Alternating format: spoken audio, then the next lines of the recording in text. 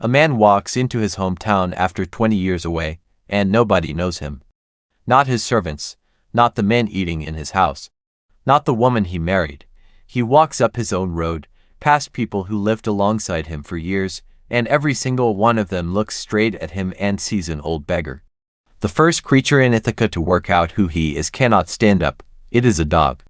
It is lying on a dung heap outside the gate, and it has about a minute left to live. Everybody remembers that scene. Almost nobody notices what is actually going on in it, which is not really about the dog being loyal. Start with the disguise, because the disguise is the reason the whole thing works. Athena does not make Odysseus invisible, and she does not make him somebody else. Homer is specific about what she changes, and it is a short list. She withers the skin on his body. She takes the hair off his head. She dims his eyes. Then she puts him in a filthy cloak and a torn tunic and hands him a stick and a bag.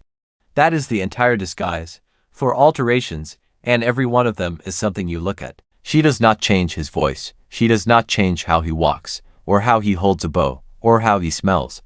Homer never mentions any of that, and it matters, because it tells you exactly what kind of trick this is.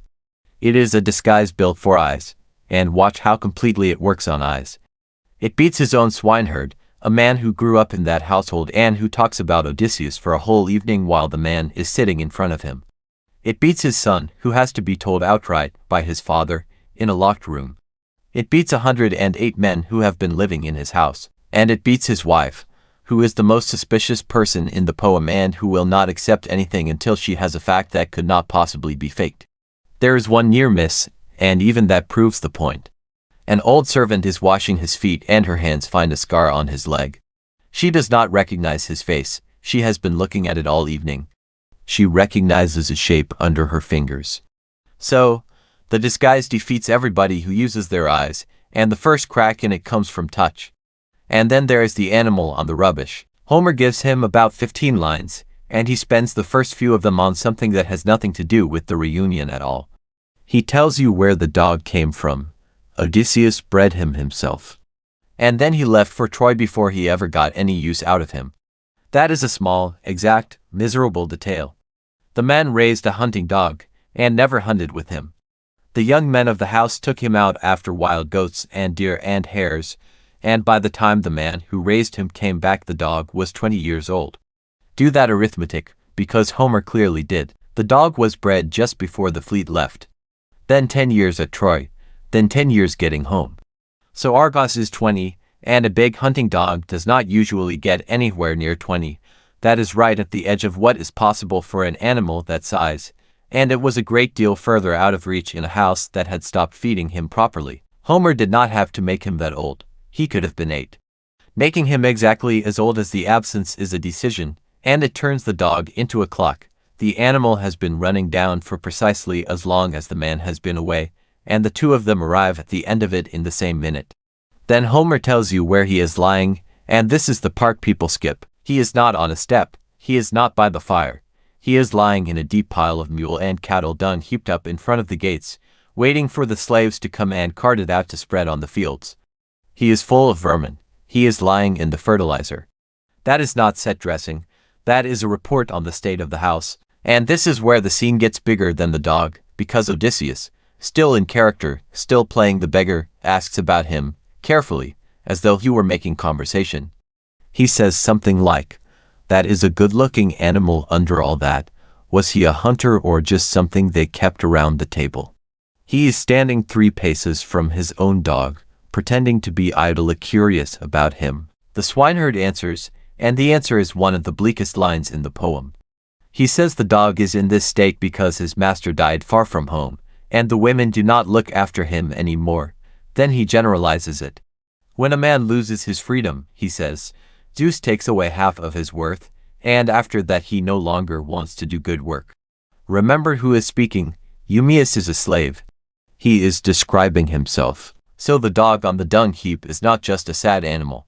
He is the visible measurement of how far the household has slipped in 20 years, the same fact as the empty storerooms and the thinning flocks, but with a heartbeat. Now the recognition itself, which takes 1 sentence. The dog sees him, wags his tail, and drops both his ears. That is all. That is the whole thing.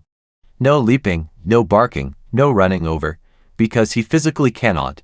Homer says he no longer had the strength to get any closer to gestures from an animal that cannot move, and they are the correct two. Anybody who has been greeted by a dog knows that tail and those flattened ears, and knows that it is not a general-purpose greeting. It is what a dog does for somebody it belongs to. How he does it, Homer does not say not one word about the mechanism, so this next part is inference rather than text, and it should be flagged as such, but it is hard to avoid. The disguise removed the skin, the hair, the eyes and the clothes. A dog is not primarily working from any of those. Whatever a dog is actually doing when it identifies a person, it is not standing there comparing a face against a memory of a face, and a scent does not get old and wrinkled the way a face does. Athena built a perfect disguise against the one sense the dog was not mainly using, but do not take that too far, because the poem has already run the control experiment and it comes out the other way. 3 books earlier, Odysseus walks up to the pig farm in the same rags with the same withered skin. The farm dogs come at him, barking, rushing, a pack of them, and he has to drop his stick and sit down on the ground to make himself small, while the swineherd runs out and drives them off with stones. Same man, same disguise, same species, they would have had him, so it is not that dogs can smell a hero through a divine illusion. Those dogs failed because they had nothing to compare him against. Argos got it because he had 20-year-old information and nobody had thought to take it off him. That is a much better line than dogs being magic. The disguise defeats everyone who is looking at a stranger. It does not defeat the one creature in Ithaca that is still checking against a memory, which is why the poem gives the first correct answer to the least powerful creature in the building.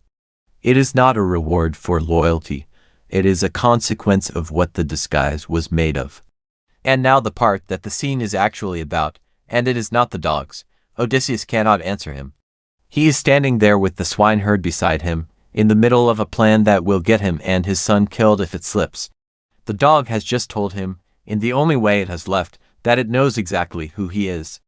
And the correct move, the only move, is to do nothing. He turns his head away. He wipes off a tear. Homer adds for words that do the real damage. He hid it easily from Eumaeus. Easily. He is good at this. 20 years of getting out of things by not letting his face say anything, and here that skill costs him the only greeting in Ithaca that came free.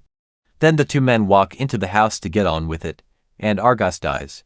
Right there, in the dung, in the sentence after they go inside, his master 3 steps away and gone. Homer's line is that death took him as soon as he had seen Odysseus in the 20th year. Put that next to the rest of the homecoming and you can see the shape the poem is building.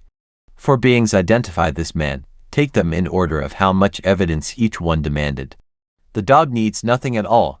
He gets it right through a disguise made by a goddess, from a dung heap, and he is dead within the minute. The swineherd and the son need to be told outright, and shown. The old nurse needs a scar, a physical mark on the body, found by hand, and the wife will not take the face, the testimony or the body. She waits until she has a fact about a room that no impostor could hold, and only then does she believe it. The evidence required goes up the whole way. And what each of them stands to lose if they are wrong goes up in exactly the same order. The dog risks nothing by being right, his wife risks everything. Which leaves the exchange rate, and it is not a fair one. The one who asked for no proof at all is the only one who gets nothing back. No word, no hand, no name spoken out loud. He is the single creature in the poem that recognizes Odysseus and receives absolutely nothing in return for it, because the man he recognized was in the middle of something and could not afford to be known. Everybody reads that scene as being about a dog waiting 20 years. It is really about a man who came home and had to keep walking.